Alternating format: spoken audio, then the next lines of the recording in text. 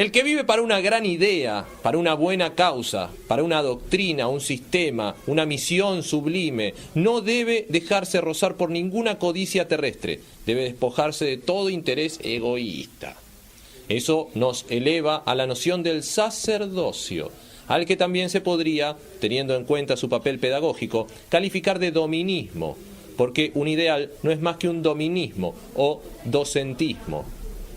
La vocación del sacerdote lo llama a vivir exclusivamente para la idea, a no obrar sino en atención a la idea, a la buena causa. Así, el pueblo siente cuán mal cae en las gentes del clero descubrir un orgullo mundano, no ser insensibles a la buena mesa, entregarse a placeres como el baile y el juego. En una palabra, interesarse en lo que no es un interés sagrado. No nos faltan catálogos de esas ideas sagradas, una o varias de las cuales debe mirar el hombre como su misión. Familia, patria, ciencia, etc. Pueden encontrar en mí un servidor fiel para cumplir sus deberes. Chocamos aquí con el antiguo error del mundo, que no ha aprendido aún a pasarse sin sacerdocio. Vivir y obrar para una idea es siempre, aún para el hombre, una vocación, y por la fidelidad con la que se consagra a ella, se mide su valor humano. El vendedor de arenques que pregona en este momento su mercancía bajo mi ventana tiene un interés personal en venderla bien, y aunque su mujer haga votos por la prosperidad de su pequeño comercio, su interés no deja de ser completamente personal. Pero si un ladrón le roba la canasta, inmediatamente va a despertarse el interés de varios, del gran número, de toda la ciudad, de todo el país, en suma, de todos los que aborrecen el robo. La persona de nuestro vendedor pasa a segundo término y se borra ante la categoría de robado. Todavía aquí, todo se reduce en definitiva a un interés personal. Si todos los que compadecen el infortunio del robado creen que deben aplaudir el castigo del ladrón, es porque si el robo quedara impune, podría generalizarse y todos podrían a su vez ser las víctimas. Muchos, sin embargo, no tienen conciencia de tal cálculo y con frecuencia se oye decir que el ladrón es un criminal. Tenemos ante nosotros un fallo ejecutorio que califica el robo y lo coloca en la clase de los crímenes. El problema que se presenta ahora es este. En el supuesto de que un crimen no causara el menor perjuicio ni a mí ni a cualquiera que me interese, debería, sin embargo, desplegar todo mi celo en combatirlo. ¿Por qué? Porque la moralidad me inspira, porque estoy lleno de la idea de moralidad y debo oponerme a todo lo que la hiere. Porque el robo le parece a priori abominable, Proudhon cree deshonrar la propiedad diciendo que la propiedad es el robo. A los ojos de los sacerdotes, el robo es siempre un crimen, o cuando menos, un delito.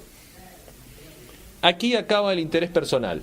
Esa persona determinada que ha robado la canasta del vendedor me es a mí personalmente por completo indiferente. Lo que me interesa es únicamente el ladrón, la especie de que esa persona es un ejemplar. Ladrón y hombre son en mi espíritu dos términos inconciliables, porque uno no es verdaderamente hombre cuando es ladrón, robando envilece en sí al hombre o a la humanidad. Salimos del interés personal para caer en la filantropía. Esta es generalmente tan mal comprendida que se cree ver en ella un amor por los hombres, por cada individuo en particular, cuando no es más que el amor del hombre, del concepto abstracto e irreal, del fantasma. No le hablen de solicitud por mí, por ti, por nosotros. Eso entra en el capítulo del amor mundano. La filantropía es un amor celeste, espiritual, clerical. Lo que necesita es hacer florecer en nosotros al hombre, aun cuando nosotros, pobres diablos, tuviéramos que reventar. Hombre, justicia, son ideas, fantasmas, a cuyo amor todo debe ser sacrificado. Por lo demás, el hombre es el sacerdote de todos los sacrificios. El que medita en el hombre pierde de vista a las personas a medida que se extiende su meditación.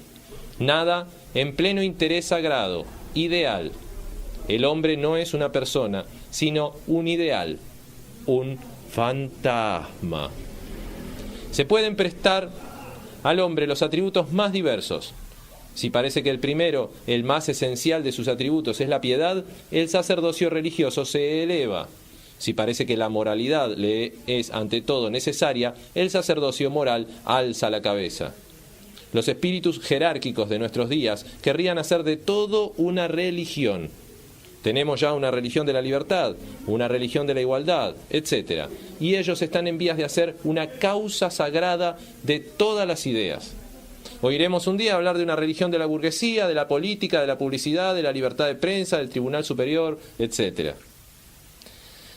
Dicho esto, ¿qué es, pues, el desinterés? Ser desinteresado es no tener más que un interés ideal, ante el cual se borra toda consideración hacia las personas de carne y hueso. El orgullo del hombre práctico se subleva contra esta manera de ver. Pero desde hace miles de años se ha trabajado tan bien en domarlo que hoy debe encorvar su cabeza rebelde y adorar la potencia superior. El sacerdote ha vencido. ¿Cómo sucede, pues, que el egoísmo de los que confiesan y consultan en todo tiempo su interés personal sucumbe fatalmente ante un interés sacerdotal o pedagógico? Su persona les parece a ellos mismos demasiado débil, demasiado insignificante. Lo es, en efecto, para osar pretenderlo todo y poder realizarse enteramente. Lo que prueba que es ciertamente así es que se dividen ellos mismos en dos personas, una eterna y otra temporal, y no favorecen jamás sino a una con exclusión de la otra. El domingo a la eterna, el resto de la semana a la temporal. A la primera en la oración, a la segunda en el trabajo. Llevan al sacerdote en ellos, y por esto jamás se hallan en paz. Se oyen interiormente predicar cada domingo. ¿Cuánto ha trabajado y meditado los hombres para llegar a conciliar este dualismo de su esencia? Han amontonado idea sobre idea, principio sobre principio, sistema sobre sistema, y a la larga nada ha llegado a resolver la contradicción que encierra el hombre temporal, el egoísta. ¿No prueba eso que todas esas ideas eran impotentes para abrazar mi voluntad entera y satisfacerla? Eran y han permanecido para mí enemigas, aunque esta enemistad se haya disimulado largo tiempo. ¿Sucederá lo mismo con la individualidad? ¿No es ella también más que un ensayo de conciliación? A cualquier principio que me haya dirigido, al de la razón, por ejemplo, me he visto siempre finalmente obligado a rechazarlo. ¿O puedo de veras ser perpetuamente razonable y arreglármelas en todas las cosas de mi vida por la razón? Puedo esforzarme en ser razonable, puedo amar la razón como puedo amar a Dios o a cualquier otra idea. Puedo ser filósofo, ser el amante de la sabiduría, como soy el adorador de Dios. Pero el objeto de mi amor y de mis aspiraciones no existe más que en mi espíritu, en mi imaginación, en mi pensamiento, está en mi corazón, en mi cerebro, está en mí como mi corazón está en mí, pero no es yo, y yo no soy él. Lo que se entiende bajo el nombre de influencia moral es muy especialmente de la pertenencia de los espíritus sacerdotales. La influencia moral comienza donde comienza la humillación. No es más que esta humillación misma, bajo la cual el orgullo, forzado a doblegarse o romperse, deja el puesto a la sumisión. Cuando yo grito a alguno que se aleje de una roca que va a volar, no ejerzo por esa advertencia ninguna influencia moral. Si digo al niño, tendrás hambre si no quieres comer de lo que está en la mesa, no hay ahí tampoco nada que se parezca a la influencia moral. Pero sí le digo, hay que orar, honrar padre y madre, respetar el crucifijo, decir la verdad, etc., porque eso es humano, porque tal es el deber del hombre, o mejor todavía, la voluntad de Dios. Habré ejercido sobre él una acción moral. Gracias a esta pedagogía moral, el hombre se penetra de la misión del hombre, se hace humilde y obediente, y somete su voluntad a una voluntad extraña, que le es impuesta como la regla y la ley. Debe inclinarse ante una superioridad, humillación voluntaria. El que se humilla será ensalzado. Sí, es bueno exhortar a los niños a la piedad, a la devoción, a la honradez, El hombre bien educado es aquel a quien los buenos principios le han sido enseñados, inculcados, apuntados y embutidos a fuerza de golpes o sermones. Si eso les parece tonto, los buenos gritarán, retorciéndose las manos de desesperación: ¡pero por amor de Dios! Si no damos buenos principios a nuestros hijos, se arrojarán directamente al abismo del pecado y se harán unos pillastres. Más despacio, profetas de desgracias. Malos en el sentido que ustedes le dan, ciertamente que los llegarán a ser, pero ese sentido es precisamente un sentido pésimo. Los descarados no se dejarán ya imponer por sus charlatanerías y lamentaciones, ni simpatizarán ya con todos los absurdos que le hacen delirar y chochear desde tiempo inmemorial. Abolirán el derecho de sucesión, rehusando las tonterías que les han legado sus padres, y extirparán el pecado original. Si les dicen, inclínate ante el Ser Supremo, responderán, si quiere doblegarnos, que venga él mismo y lo haga, porque nosotros no nos inclinamos por nuestro gusto. Y si los amenazan con su cólera y sus castigos, será como si los amenazaran con el cuco. Cuando no consigan ya inculcarles el miedo a los aparecidos, el reinado de los aparecidos tocará a su fin, y los cuentos de nodrizas no encontrarán ya crédito.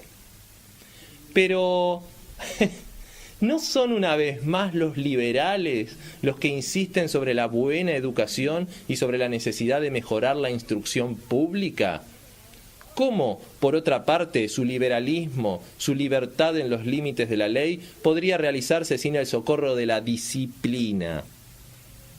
Si la educación, tal cual ellos la entienden, no reposa precisamente sobre el temor de Dios, apela, en cambio, más enérgicamente al respeto humano, es decir, al temor del hombre, y encargan a la disciplina inspirar el entusiasmo por la verdadera misión humana.